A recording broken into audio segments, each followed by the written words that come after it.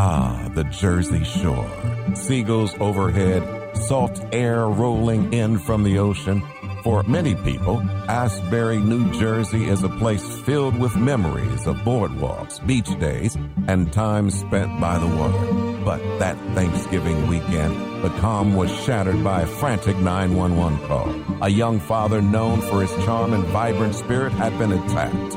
As investigators pieced together the moments leading up to that night, one question remained. Who would want to hurt him and why? What happens when love becomes fatal? This is the Fatal Attraction Podcast with The Blade of a Broken Heart.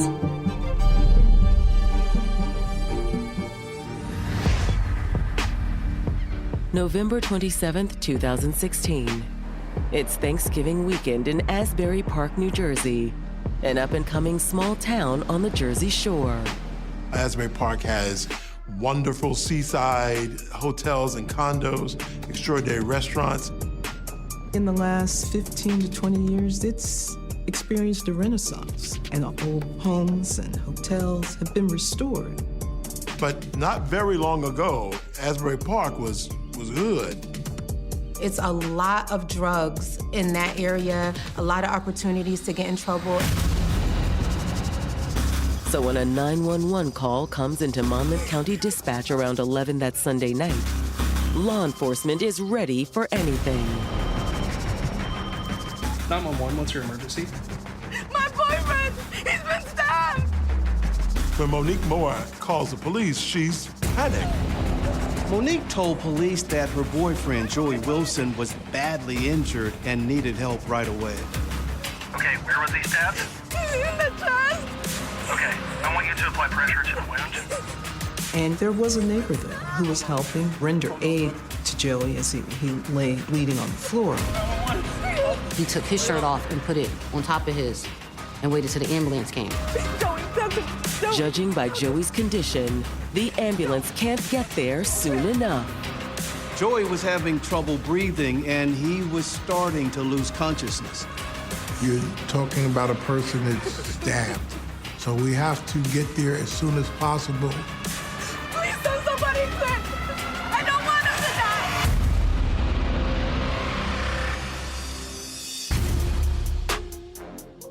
die! 29-year-old Joey Wilson Jr. had a knack for looking on the bright side of any situation. Joey is a big jokester. He liked just anything to make people smile. He was always the life of the party, really. Always trying to make somebody laugh, saying jokes. He was just likable. Just a person that you could get along with. A person that doesn't come around very often. And in high school, Joey had earned a reputation for being a major flirt. He started to date around. He was like the playboy. Everybody wanted to be with him. Joey could be with one girl one day and then another the next. Joey was for sure a ladies' man. But that changed when he met a young woman who stood out from the rest. Natasha Johnson. She was working at McDonald's, and he showed up and saw this beautiful girl back there. And they started talking, and all of a sudden, they came by the house. Oh, this is my girlfriend. It was very different to see because I never heard him call anybody his girlfriend before, ever. For his family, it was like meeting a whole new Joey. I remember one day he called himself wanting to surprise her. I honestly did not think he could cook. And he made her lasagna. She walked in, he had the lasagna done, flowers on the table, dinner set. That was a cute moment. Thank you very much. You did all of this for me. All for you, baby. Before long, the young couple was inseparable. And after 2 years of dating, they received some exciting news. He called me. He was really excited. Mom, Tasha's gonna be a mommy, and I'm gonna be a daddy too. The birth of Joey's son was the happiest day of his life. Joey was so nervous, but then he grabbed the baby and he slept with him that night. It was beautiful, beautiful. That's when it clicked for him where he really wanted to make this a family. 3 years later, another child followed. He was happy. He loved those kids so much and always had them in his arms. He's that type of dad that you'll see on the floor, growling like a dinosaur, just trying to make his kids laugh. But Joey's love for his children wasn't enough to sustain his relationship with Natasha. When you start dating someone that early in life, it can be hard to make the relationship work in the long run. And like a lot of young couples, Joey and Natasha had started to grow apart. At the time, he just wasn't ready. But that love that he had for her was always there. For a while, Joey struggled to cope with the end of his 8-year relationship with Natasha. But when he met a new woman named Monique Moore, he thought he could finally see the light at the end of the tunnel. She was the preschool teacher for the youngest child. That's where they met. Because Joey used to go pick up the boys. It's a good day. I mean, you're in here all day with these kids, and you still look so gorgeous. He flirted with her maybe a couple times, and then the exchange of numbers happens. It was the first time Joey felt like himself since his breakup with Natasha. They were really into each other. They were like super happy. It was in the early stages, but he felt like this was someone he could go the distance with. But now Monmouth County Sheriff's deputies are responding to a 911 call for Monique Moore and find Joey lying on the ground outside her apartment, clinging to life. One of the neighbors is there supporting her, like trying to put pressure on Joey's chest. When paramedics arrive, they quickly realize how serious Joey's condition is. The victim wasn't conscious at the time. He was having trouble breathing. He was fighting for his life. But before Joey is whisked into an ambulance, his girlfriend, Monique, makes a stunning statement to police. What happened? I didn't mean to do it. She says she's the one who stabbed Joey. This story is only beginning. Stay tuned for more of the Fatal Attraction Podcast. What's good, y'all? This is Doug E. Fresh, and we're asking for your support. Help us raise money for St. Jude Children's Research Hospital. Families never receive a bill from St. Jude for treatment, travel, housing, or food so they can focus on helping their child live. By pledging just $19 a month, you're helping St. Jude give every child with cancer a chance. Help St. Jude save lives. Become a partner in hope today. Join us at musicgives.org. After breaking up with his girlfriend of 8 years, Natasha Johnson, Joey Wilson made a fresh start with a 24-year-old preschool teacher named Monique Moore. Monique was a preschool teacher for his youngest son. He was a natural flirt. The exchange of social media happens, and it was going on for a little while. But now, the budding romance has been struck by tragedy. He'd been stabbed. They're working on him, but he's not looking good. There's a possibility this guy wasn't going to make it. And before Joey can even be loaded into the ambulance, Monique makes a shocking admission. What happened? I didn't mean to do it. She said it was an accident. While Joey is rushed to the hospital for emergency surgery, police pull Monique aside and try to figure out how this could have happened. Ma'am, it's okay. Calm down. Tell us what happened. Shockingly, she immediately admits that she's the one who stabbed Joey, but not because she wanted him to die. It was self-defense. I never meant for this to happen. According to Monique, the evening started off innocently enough. He came over for dinner, as he had done many times. We were just talking. I had baked him a pie. But in the course of their conversation, Monique says an argument arose. She said he had borrowed a phone of hers and was supposed to return it that night, but was refusing to do so. I don't have your phone. Well, what'd you do with it? Monique continued to argue with him, asking him, essentially, give me my phone back. Joey insisted that the last time he saw the phone, it was in Monique's car. Well, then go get it. He went outside, checked her vehicle, but he came back empty-handed. When he returned, seemingly he was in some kind of rage. It's not in there. Yeah, I know. Well, are you gonna tell me what you did with it or not? I already told you. I don't know what you're talking about. And they continued to argue about this phone. That fight becomes a breakup, and he's like, I'm done. I don't need this anymore. He grabbed his stuff, and he goes to leave. But Monique wasn't about to let her boyfriend walk out on her, and she blocks him from exiting the apartment. Get out of my way. No. Get out of my way. No. I'm leaving. It is at that point that Joey started to beat upon her. She said he came at me, he attacked me. She described a pretty brutal encounter. He was choking her, her head had been banged on the floor. Monique says she was scared for her life. She grabbed for the closest thing she could find. It was the knife she'd used to cut the pie. And she plunged it into his chest. I still can't believe this happened. I can't believe it. If Monique's story is true, then police believe she's the true victim in this crime. If you were to believe what she was saying, she was the victim of a domestic abuser. She has endured the anger and rage of this man who came at her, and she had to stab him. She had to. It was the only way she could spare her life. Based on the violent attack she described, police recommend that Monique see a doctor right away. Well, we're going to have another officer take you in for an evaluation. They made sure she went to the hospital, and she was taken to the ER. You're gonna have her checked out and treated, and just to see if she has any bruise marks or anything. While Monique is transported from the scene, investigators speak to the neighbor who helped her perform first aid on Joey.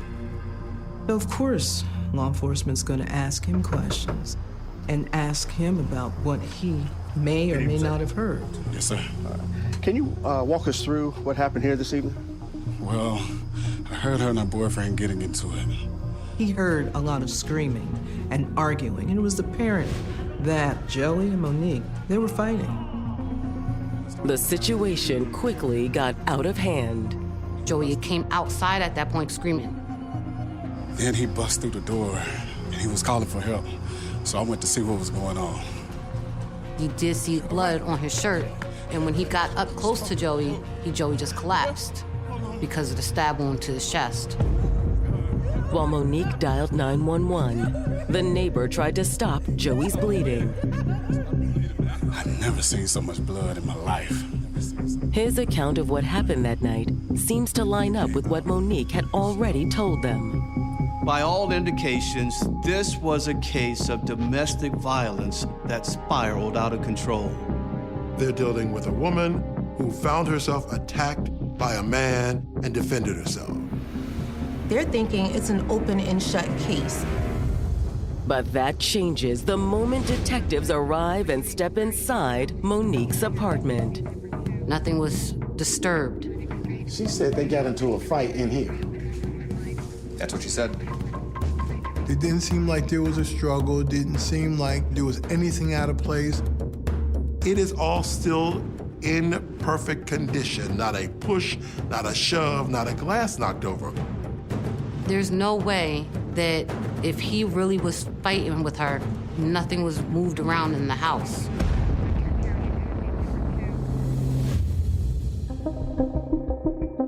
Up next, the moments leading up to a night no one would ever forget. This is the Fatal Attraction Podcast.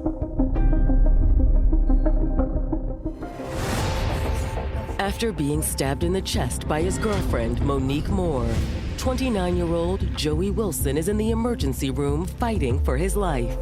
According to her storyline, her boyfriend tried to attack her.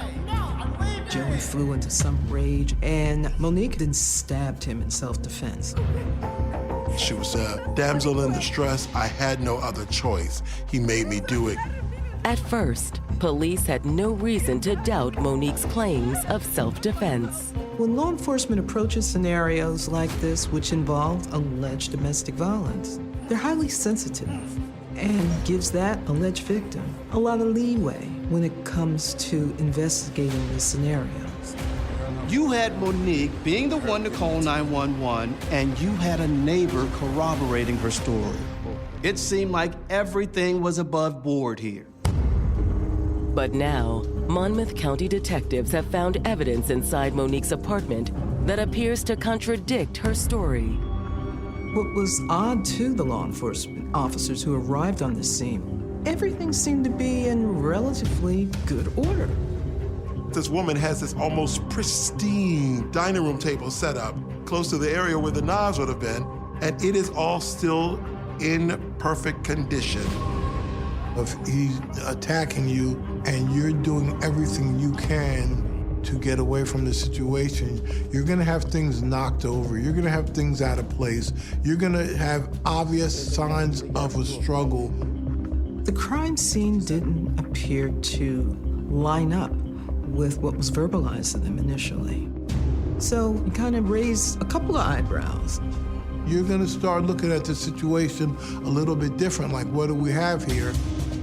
Investigators hope that the only other person present in Monique's apartment that night will be able to tell them. They're hoping Joey will be able to regain consciousness and clear up all of their questions. As detectives head to the hospital to check on their victim, Joey's family isn't far behind. 3, 4 o'clock in the morning, my cousin called me and was like, Joey's in the hospital. I'm like, what? He's like, everybody's going to the hospital right now. While they wait for Joey to come out of surgery, his loved ones hold out hope that he'll pull through. I'm like, oh, he's just stabbed. He'll be all right. I still thought he was gonna make it through. But when the doctor comes to speak with them, it's not the news the family was hoping for. They did everything they can do and he's passed away. I didn't believe it. I was like in denial.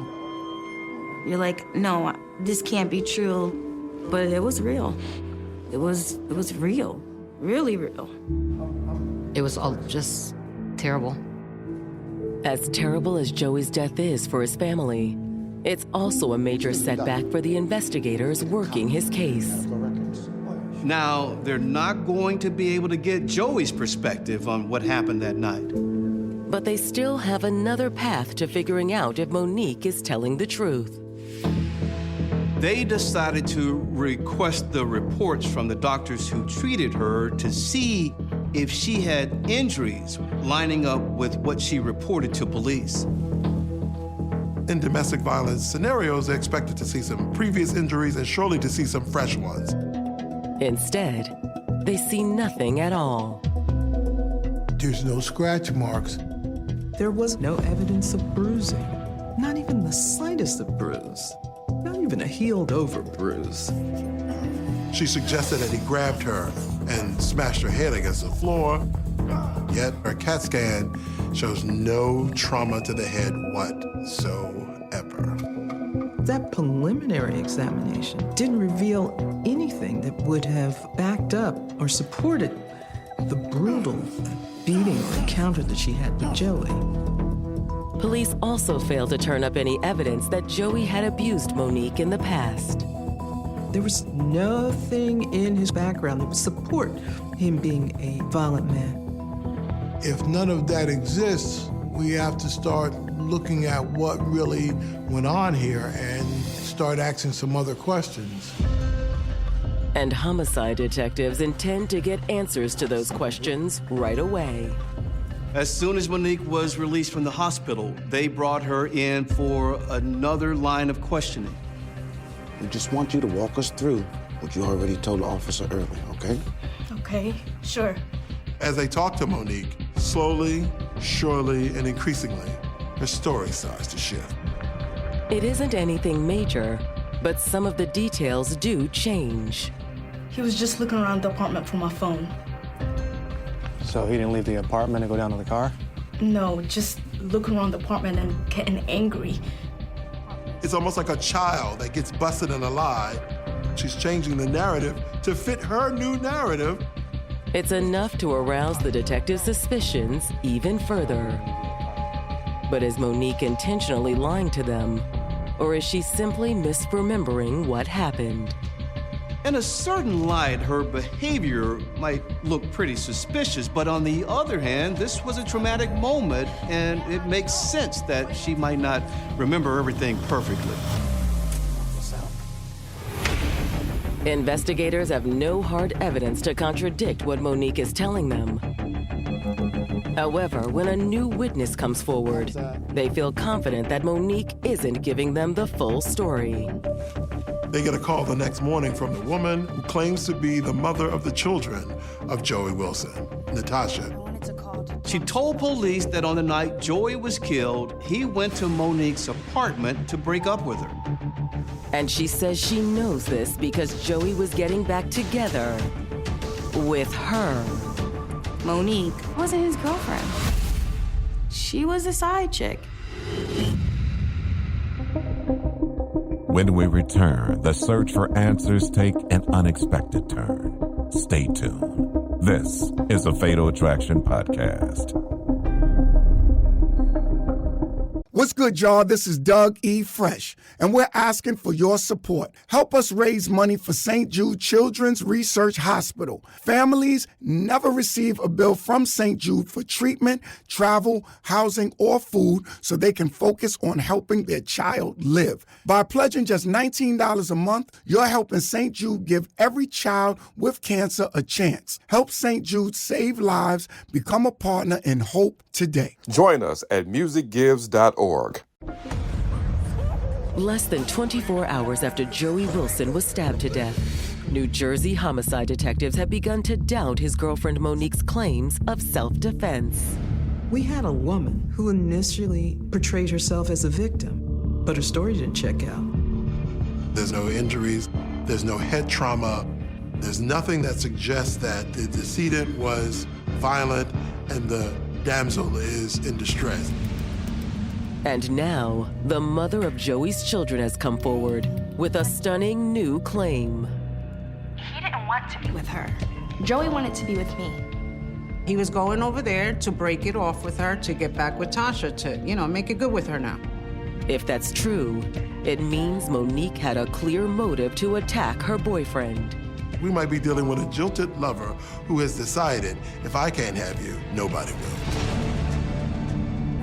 Natasha tells investigators that when she and Joey first got together, it was the best time of both of their lives. We were in love.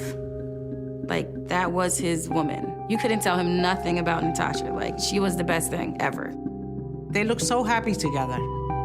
But after years of commitment, Joey's curiosity got the better of him. Joey sometimes stepped out on that relationship. He wanted to be faithful, but he wasn't mentally mature enough to be there yet. This thing with women, he kept being drawn to it because he got a rush from it. That's what a lot of the turmoil between them two was. Despite Joey's betrayal, Natasha couldn't bring herself to break things off with him. He kept on, no, I'm gonna change. And she loved him, like, for real. But 10 months ago, she says she reached her breaking point. I got a feeling that he was fooling around with the kid's teacher, Monique. This was someone they knew, someone they interacted with on a daily basis. So as far as Natasha was concerned, that was taking cheating to a whole new level. Monique! She thought something was happening, so much so that she confronts her. I need to know if you're messing around with Joey. So what if I am? Monique, without pause, confirms that they are in fact having a relationship. What is the matter with you? Joey is his own man. He can do what he wants. After her confrontation with Monique, Natasha gave Joey an ultimatum. He's gonna have to make a decision one way or the other. Who's it gonna be? It's you, baby. It's always you. Then you better not ever do this to me again. They had the conversation and the confrontation, and he ended things. Just 8 months later, Natasha began to suspect that Joey and Monique were at it again. She started to notice Joey acting a little weird, Monique acting a little weird. She thought something was happening. When Natasha confronted Joey, he confessed and promised to change his ways. But this time, she was through handing out forgiveness. Her or me, we are done. Hold on a minute. I want you out of my house today. Tasha was sick of it. Get out! She was not having it. Natasha tells investigators that Joey took the breakup hard. He was like not thinking that she was really going to be done with him. But she could see that what was a blow for Joey was a victory for Monique. Online, she was like boasting like they're in a relationship, she's in love with him. That was a way to prove who she is to the world and to Natasha, that I'm here to stay. Monique thought she had won. But according to Natasha, Joey never really moved on from their relationship. Less than a month after Natasha ended things, he was trying to win her back. He said, I'm gonna show Tasha that whether she's gonna be with me or not, I'm gonna be that father for the kids and we're always gonna be family. He was showing up when he said he would, being consistent with his word, bringing flowers for no reason, just those soft, subtle things that made Natasha feel like his word was his bond and she was safer to let her guard back down again. At first, Natasha was skeptical, but eventually she realized something in Joey had changed. He was starting to become a man, where he would actually notice his mistakes and have actual apologies for things he did instead of that typical playboy, I don't know what you're talking about. And by Thanksgiving, Natasha was ready to give him a second chance. He's there for Thanksgiving dinner. Their boys running around here and everything is cool. You know I'm glad you're here, right? There's no place I'd rather be. It was time for him to, quote unquote, if you will, grow up and stop stepping out on this relationship. You know I love you. I love you too. They recommitted, rededicated themselves to one another during that time. But there was one problem. Joey hadn't fully ended things with Monique. A couple of days after Thanksgiving, he told Natasha he was going over there to end things. Even sending Natasha a text saying, my heart belongs to you, I'm done. I'm going to go make this right tonight. When he went to Monique's apartment on that evening, his sole purpose was to sever all ties with Monique. Isn't it odd that the night he goes to say it's done, he ends up dead? Stay tuned for more of the Fatal Attraction podcast.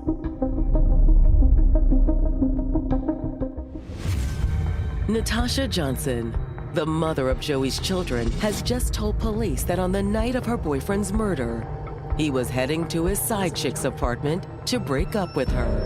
While Joey and Natasha were broken up, he'd been hooking up with the woman named Monique Moore. But he was going to cut off that relationship. He said, I'm going over to end things. He was going to tell Monique that he wanted nothing to do with her because he was going to work on his family. Homicide detectives suspect that may have given Monique a motive for murder. All of a sudden, he's walking away with someone else, building a family, and for Monique, it's, you're not gonna have all of this and leave me like this. Natasha also tells investigators that from her experience, Joey isn't a violent man. They talk about the domestic violence that Monique suggested happened, and Natasha's vehement. I've loved this man a long time. I've known him, and he doesn't have this behavior in him. We all knew that it wasn't true. She's saying he's not perfect, but he's innocent. He didn't do this. And so Natasha is fighting for his reputation, even from the grave. But can investigators trust what she's telling them? It's possible that Natasha had a reason to lie. Maybe she just wanted to protect Joey's reputation, or maybe she wanted payback for Monique stealing her man. Police need more than one woman's word to charge their suspect with murder. So they decide to expand their interviews to the rest of Joey's family, starting with his father. Joey's father was close with his son. Joey confided in you with his past relationships. What did he say? Even though Joey was seeing Monique, he wanted to be with the mother of his kids. Joey was focused in on being with Natasha, being with his 2 sons, and having his family. Because Joey wasn't sure how to fix the situation, he had turned to his father for advice. His father gives him some wisdom, basically saying, be honest with everybody involved. Be honest with Natasha, and if that's who you really want to be with, tell her where you've messed up, and then break it off with Monique. Try to do it gingerly, try to do it gently, but you've got to end this. On the day his son died, Joey told his father he was going to take his advice and make things right with Natasha by ending things for good with Monique. This was something Joey wanted to do.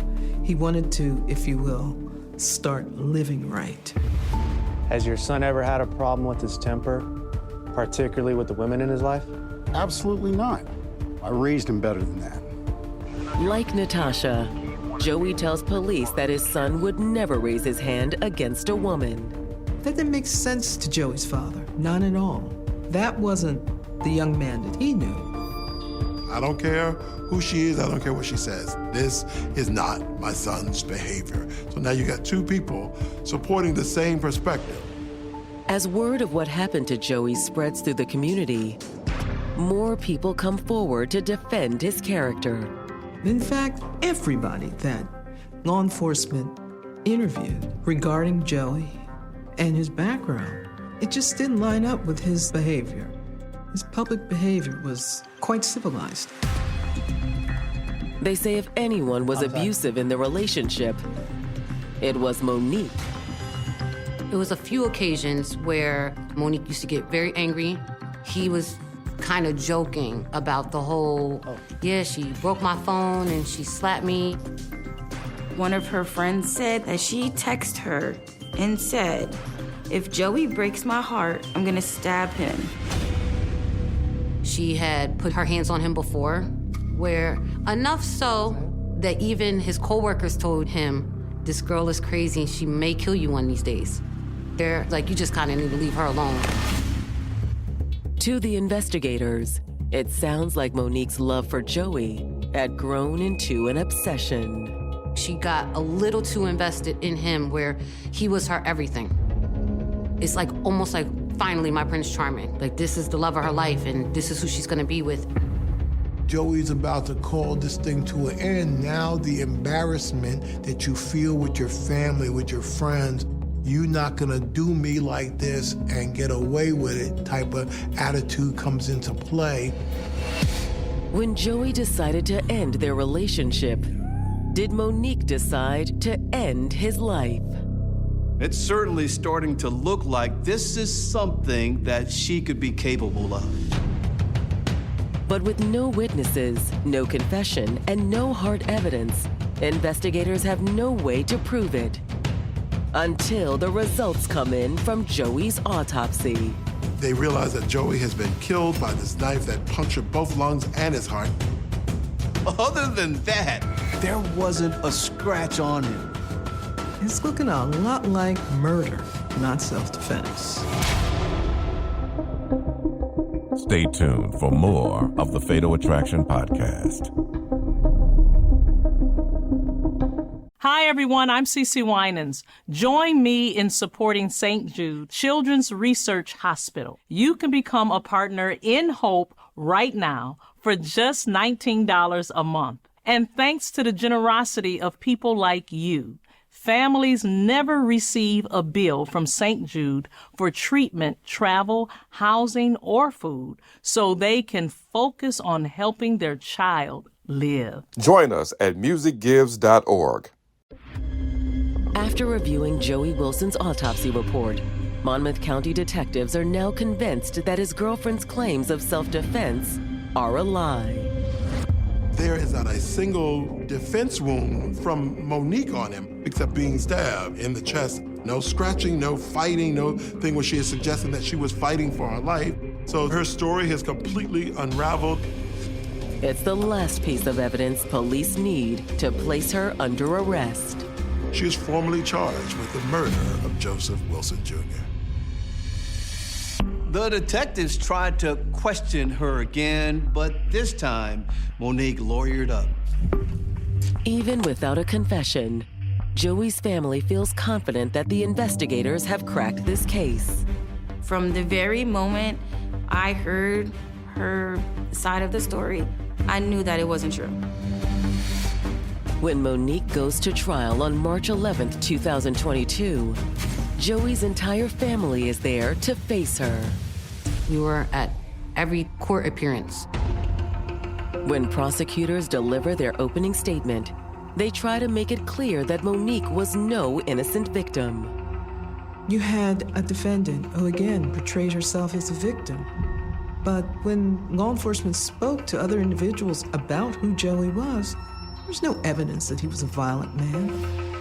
According to the prosecution, Monique's decision to stab Joey was motivated by rage and jealousy, not self-defense. Joey went to Monique's house that day to call it quits, and she did not like the news. It's over, Monique. What are you talking about? He told her he was getting back together with Natasha. She knew the family situation, but she also wanted what she wanted. You can't do this to me, Joey. It's already done. When you have that type of situation, that connection can become infatuation, and then it can become obsession. An obsession so intense that Monique decided she would do anything to stop Joey from leaving.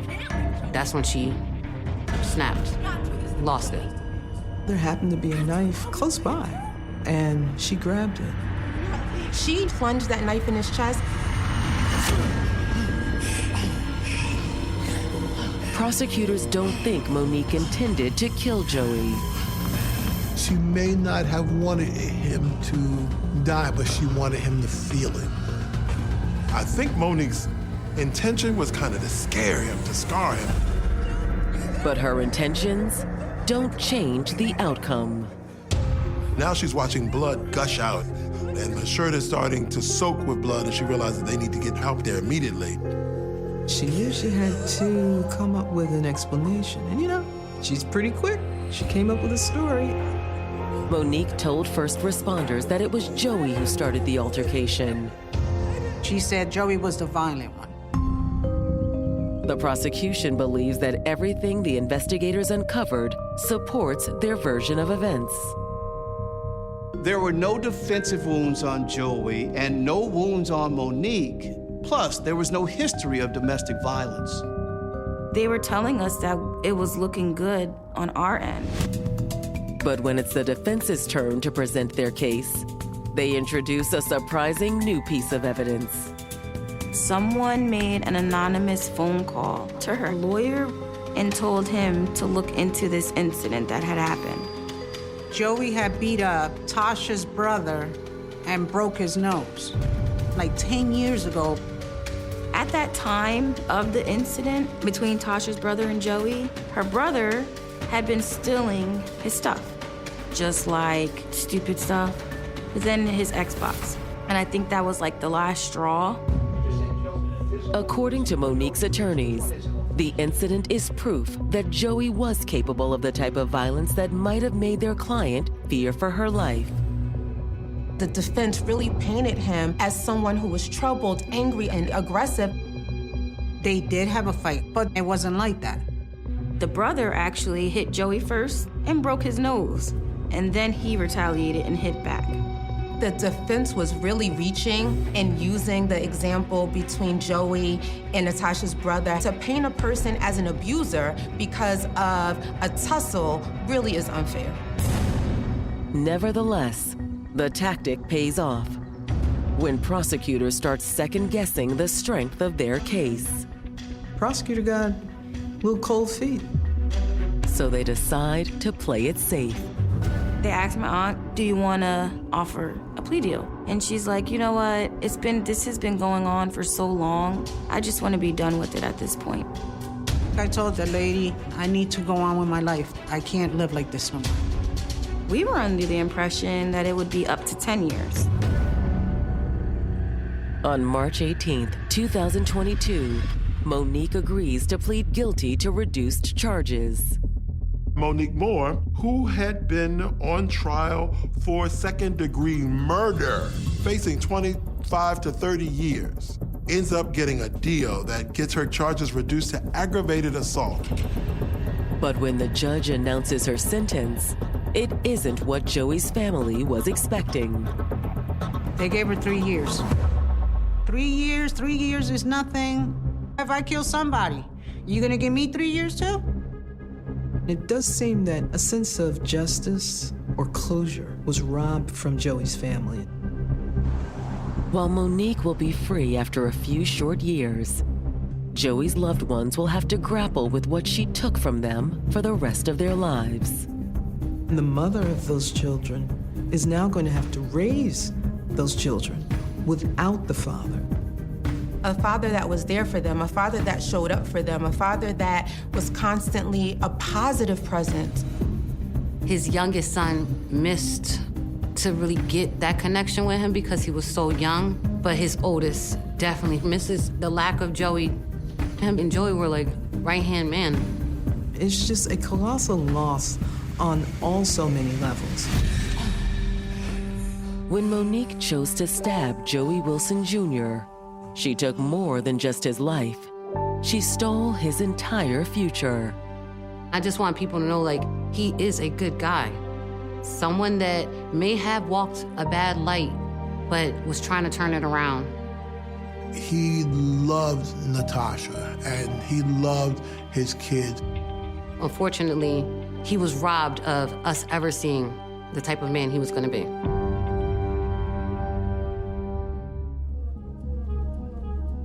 Homicide detectives were forced to look beyond shifting stories, complicated relationships, and competing emotions to uncover the truth. What emerged was a heartbreaking reminder that love should never come at the cost of a life. Joseph Joey Wilson Jr. was taken far too soon and will forever be remembered by his children and cherished by those who loved him most.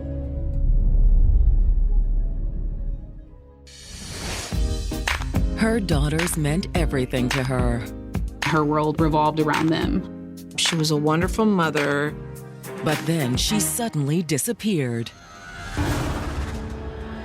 The girls were there alone. What about your dad? I had a gut feeling something was wrong. A mother's intuition is often impossible to ignore. So when a devoted Omaha, Nebraska mother stops hearing from her daughter, she begins searching for answers. As she reaches out to family members, troubling clues begin to emerge. And as detectives draw closer to the truth, a heartbreaking mystery begins to unfold. Tune in to the next episode of the Fatal Attraction Podcast. We will see you in the next episode.